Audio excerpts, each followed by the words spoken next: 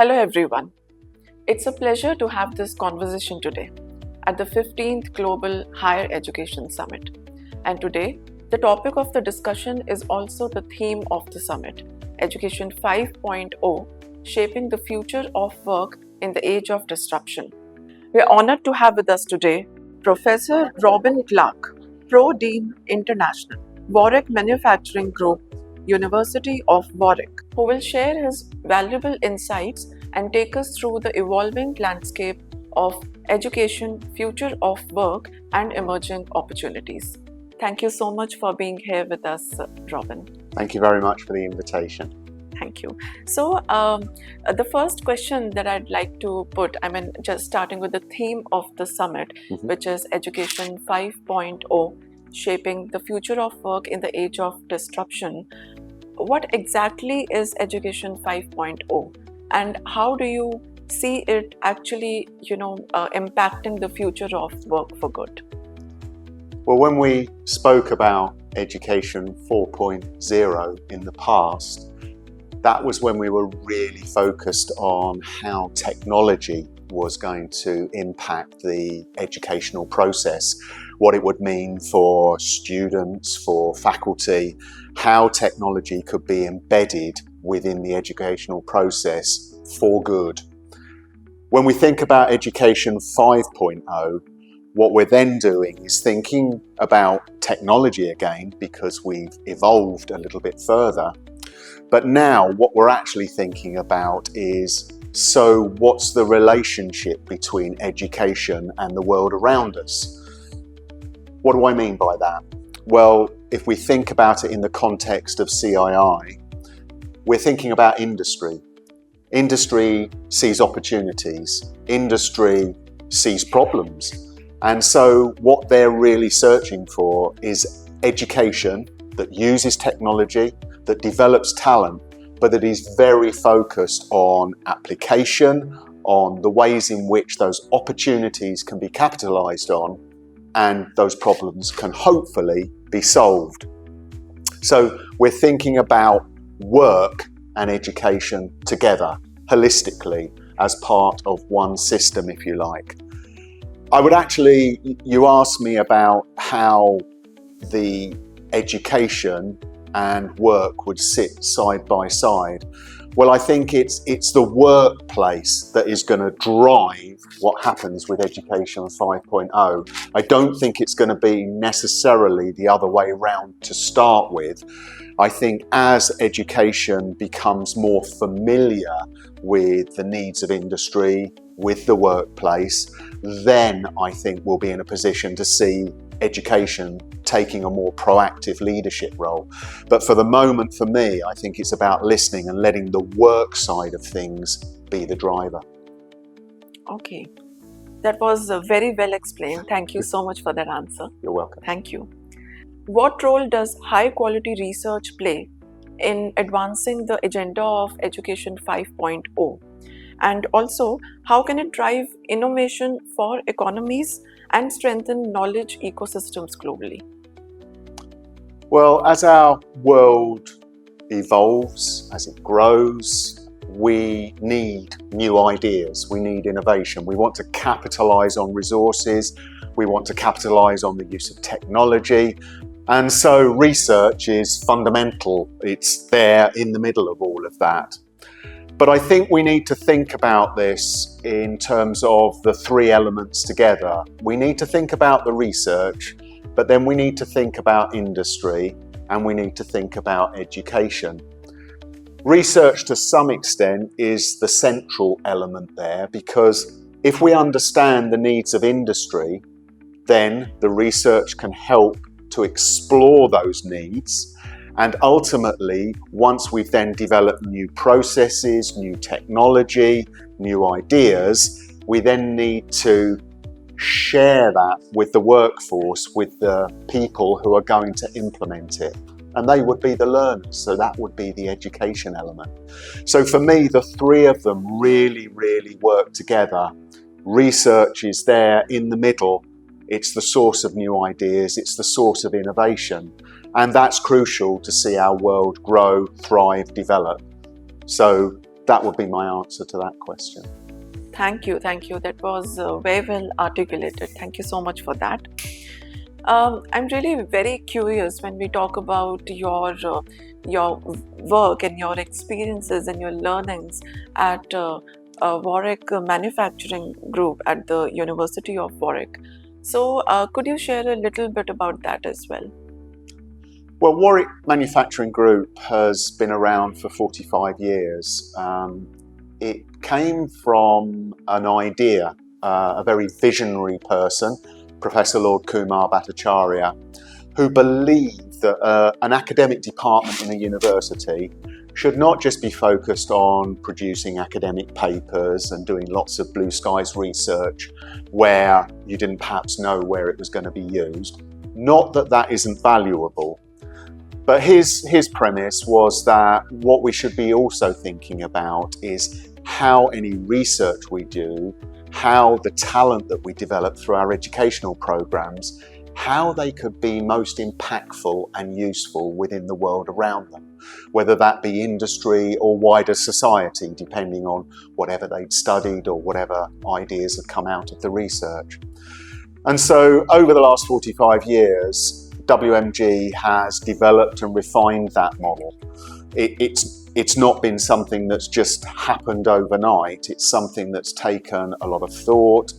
We've gone up some blind alleys in that time. But ultimately what we've done is create, if you like, a DNA that is very much part and parcel of what makes WMG successful. And that success, we believe, if we think about it in terms of quality, what we're thinking about here is what comes out of what we do in our institution relevant to the world around us? So is it going to be relevant to the challenges faced by industry or wider society? And if we've addressed that, whether that's in terms of human capital or new technology, is that then going to be impactful and effectively make the world a better place, or help a company to grow, or help a society to thrive in ways that it couldn't before that work had been conducted?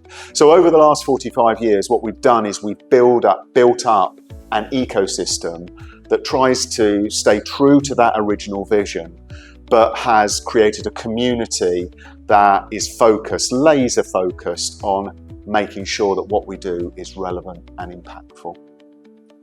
Thank you so much, Robin. And it sounds so interesting to me. I mean, this entire concept where you say they're talking about education, you're also talking about its practical application when it comes to skills and how will it actually, bear fruit for the industry later on. So that's really very interesting. Thank you so much. So when we're talking about higher education, what are the emerging opportunities when you see in this space? Also, talking about education 5.0 in the core, how does technology and AI fit into this transformation? Well, I think we all agree that our world is most probably more dynamic than it's ever been. Certainly, if I think in my lifetime, the challenges we're seeing, the opportunities we're seeing are numerous. So if we think about education, I think it is quite a profound time for higher education. I think we really seriously need to be thinking about our models, the way we approach education, the things that we are incorporating into our education, how we're delivering our education. You mentioned AI, the impact of technology on the educational opportunities we're providing. So I think initially we need to understand the breadth of what's being asked of us. And then to some extent, we almost need to just park what we've been doing for the last 20, 30, 40, 50 years and think, what is the art of the possible with respect to the future? Let's take the good bits, or let's take the bits that are relevant, but let's not hang on to absolutely everything.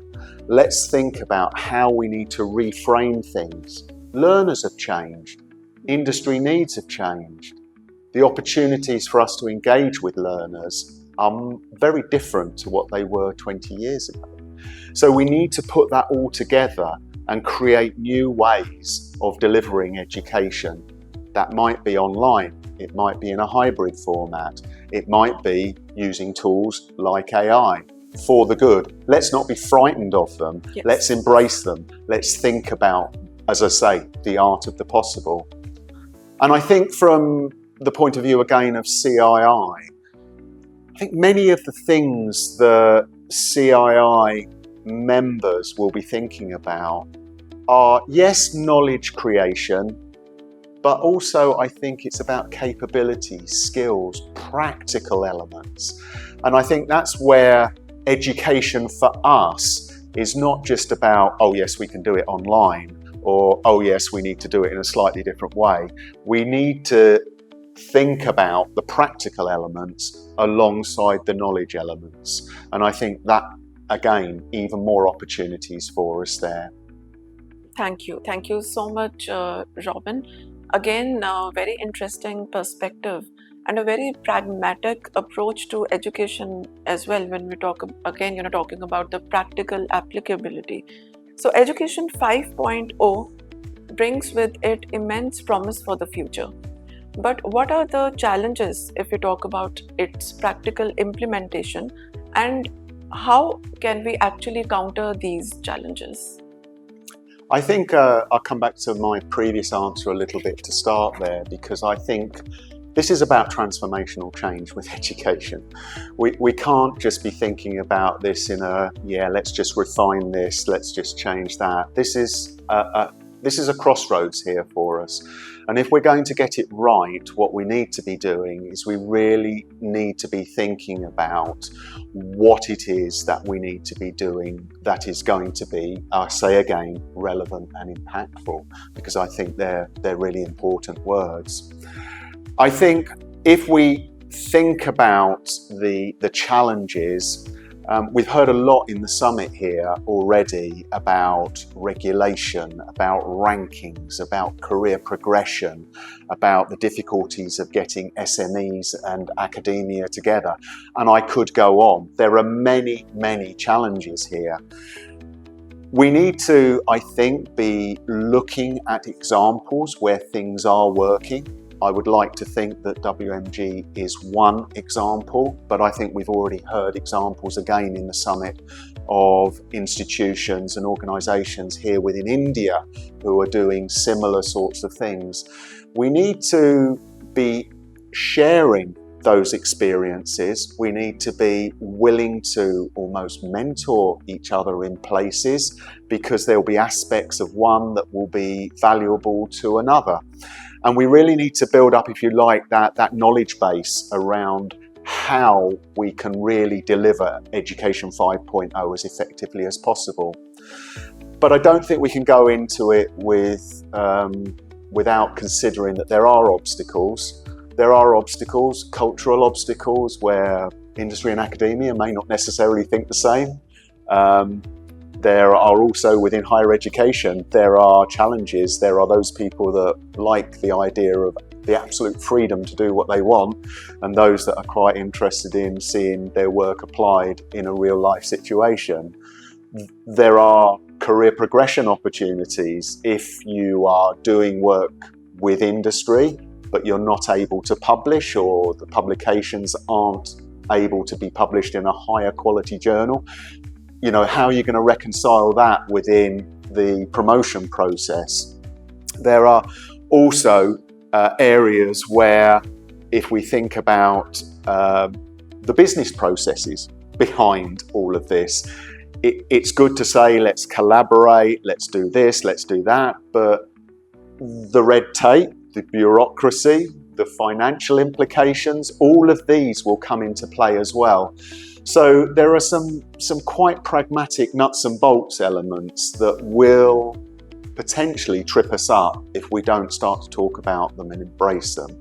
Certainly between the UK and India at the moment, with the free trade agreement and opportunities to come and deliver education in this country, I think the two of us working together can be a world-leading example of collaboration not only within our respective countries, but across boundaries internationally as well. So I think go in with our eyes open, but if we do and we work together, we share, we communicate, we try and get these things right, then I think the future is bright. Yeah, definitely. Thank you so much again. Thank you for answering that in a very comprehensive manner. Thank you. So now this is a final question coming back to the very core of the discussion, Education 5.0. How do you see it evolving over the next 5 or maybe 10 years, and where do you see it in the future? I'll just get my crystal ball out, shall I? And have a little look in there. I think our world is, as I said earlier, moving along. There are things coming at us from all sorts of different directions at the moment. The technology companies are constantly offering us opportunities to embrace that particular element. I think we need to think about this all the time, because I don't think you can say now it's going to be that in 2 years or 3 years' time. I think we've just got to stay on top of it.